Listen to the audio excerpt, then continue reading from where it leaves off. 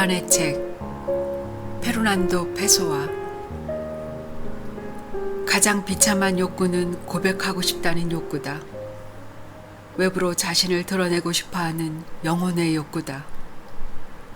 그래, 고백하되 그대가 느끼지 않는 것을 고백하라. 당신의 비밀을 고백함으로써 비밀의 족쇄에서 영혼을 자유롭게 하되 한 번도 품어본 적 없는 비밀을 털어놓으라. 그 진실을 말하기 전에 그대 자신에게 거짓말을 하라. 자신을 표현하는 행위는 언제나 실수다. 반드시 기억하라. 그대에게 자신을 표현하는 것이 거짓말과 동의어가 되도록 하라.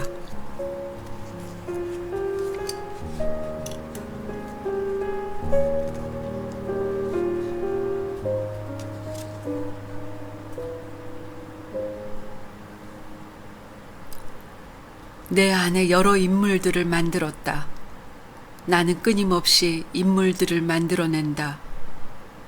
꿈 하나가 시작되면 바로 한 인물이 나타나고 그 꿈은 내가 아니라 그 인물이 꾸는 꿈이 된다. 창조하기 위해 나는 나 자신을 파괴했다. 내 안에 나 자신을 너무 많이 밖으로 드러낸 나머지 이제 내 안에서 나는 껍데기로만 존재한다. 나는 다양한 배우들이 다양한 작품을 공연하는 텅 빈 무대다.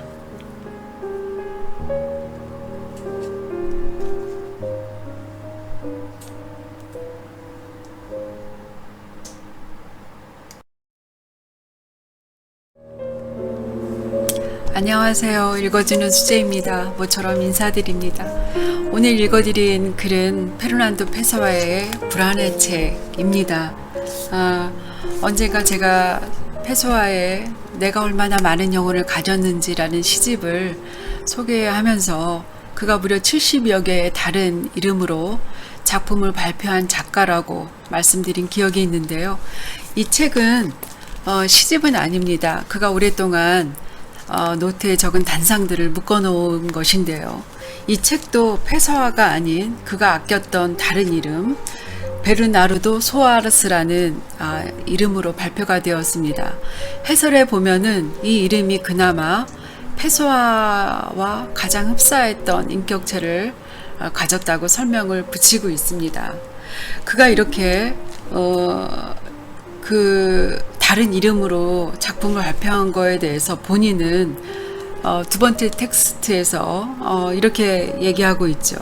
창조하기 위해서 나는 내 자신을 파괴했다라고 고백하고 있는데, 그가 이렇게 자기 복제 혹은 자가 분열을 했던 이유에 대해서 유추해 볼 수 있는 것은 어릴 때 혼자 지냈고 공상을 좋아하고 대인관계를 만들지 않고 천성적으로 고독한 성향이었다는 거 외에도 이 책의 머릿말에서 그 이유를 살짝 엿볼 수 있는데요.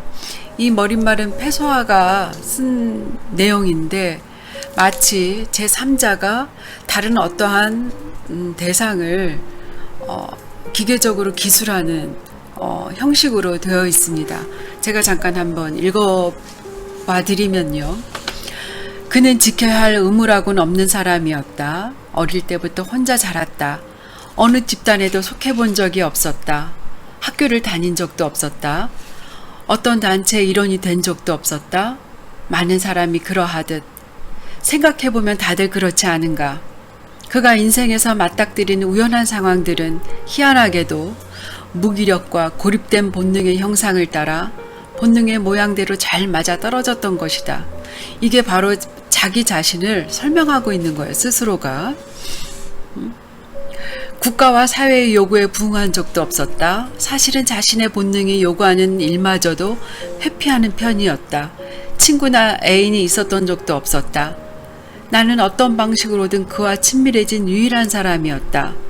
비록 진실로 나를 친구로 여기는 게 아니라 언제나 꾸며낸 모습으로 대한다는 생각은 들었지만 어쨌든 자신의 책을 맡길 누군가를 원한다는 사실은 항상 알고 있었다. 이 사실이 처음에는 곤욕스러웠지만 곧 기쁜 마음으로 이 모든 일을 심리학자의 관점에서 판단하고는 친구로서 그가 나를 가까이 했던 이유인 이 책의 출판을 돕기로 했다. 이런 면에서조차 그를 둘러싼 상황이 신기할 만큼 우호적으로 작용해 그는 나처럼 유용하고 자신을 도울 수 있는 사람을 만난 것이다. 그러니까 이 출판을 불안의 책이라는 책을 출판하기 위해서 패소하는 또 다른 자기가 창조해낸 인물을 끄집어내서 스스로 자기 자신을 돕고자 한 것이죠. 결론은 내가 나를 돕는 나는 그런 말입니다. 그러기 위해서 어떻게 보면 슬픈 내용이지만 내가 나를 돕기 위해서 패소하는 그렇게 수많은 또 다른 인격체를 창조한 것이 아닌가. 평생 혼자 지내면서 아무것도 아닌 껍데기로 혹은 그래서 누구라도 될 수 있었던 텅 빈 무대일 수밖에 없었던 그의 외로움과 고독함이 아주 잘 느껴지는 책이라고 볼 수가 있습니다. 이 두 번째 텍스트에서도 보면은 가장 비참한 욕구는 고백하고 싶다는 욕구다. 외부로 자신을 드러내고 싶어하는 영혼의 욕구다. 그러기 위해서는 당신의 누구도 품어보지 못한, 한 번도 품어본 적 없는 비밀을 털어놓으라고 말하면서요. 자신에게 자신을 표현하는 것이 거짓말과 동요가 되도록 하라라고 또 스스로에게 당부하고 있습니다. 사실 정도의 차이뿐이지 사람은 자기 자신을 드러내고 그래서 그 존재를 확인하고 싶어하는 본능은 누구나 가지고 있습니다. 대인관계도 없이 또 사랑하는 사람도 없이 평생 47세의 간 질환으로 세상을 떠나기까지 그가 그렇게 많은 인물을 창조했던 것은 바로 그 창조한 인물을 도구로 자기 자신을 세상에 드러내고자 했던 것이 아닌가라는 생각을 들고요. 글을 쓰시는 분들이라면 이 책을 꼭 한번 읽어보시라고 권하고 싶습니다. 물론 패소한 만큼은 아니지만 글을 쓰기 위해서는 어느 정도는 자기 복제 또 자가 분열, 자기 쪼개기가 가능해야 되고요. 또 그것을 잘할수록 자기 자신과 조금 멀어져서 자기 자신을 좀 스스로를 뚜렷하게 볼 수 있게 되는 것이죠. 친구도 있고 가족도 있고 사랑하는 사람도 있지만 결국은 타인입니다. 물론 누구나 타인의 도움은 어느 정도는 필요하지만 내가 나를 돕는 것만큼 절실하고 절박한 것은 없죠. 그래서 더 잘 돕게 되는 것입니다. 그 누구보다.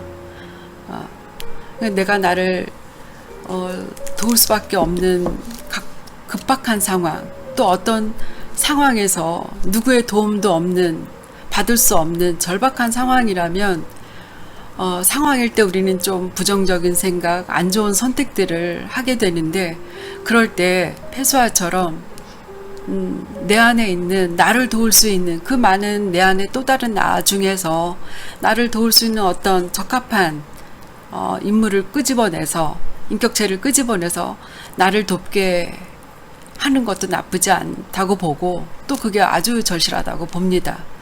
타인한테 너무 기대거나 기대하지 말고요. 근데 잘 안 되긴 하지만요.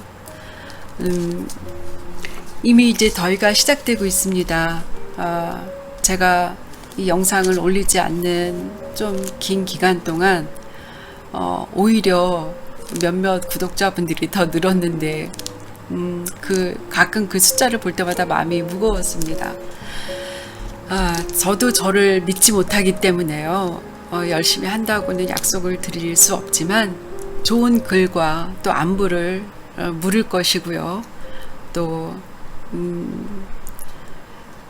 이 영상도 또 제 안에 있는 또 다른 저 자신을 끄집어내는 작업 중에 하나이기 때문에 저한테도 필요한 작업이라고 생각이 듭니다.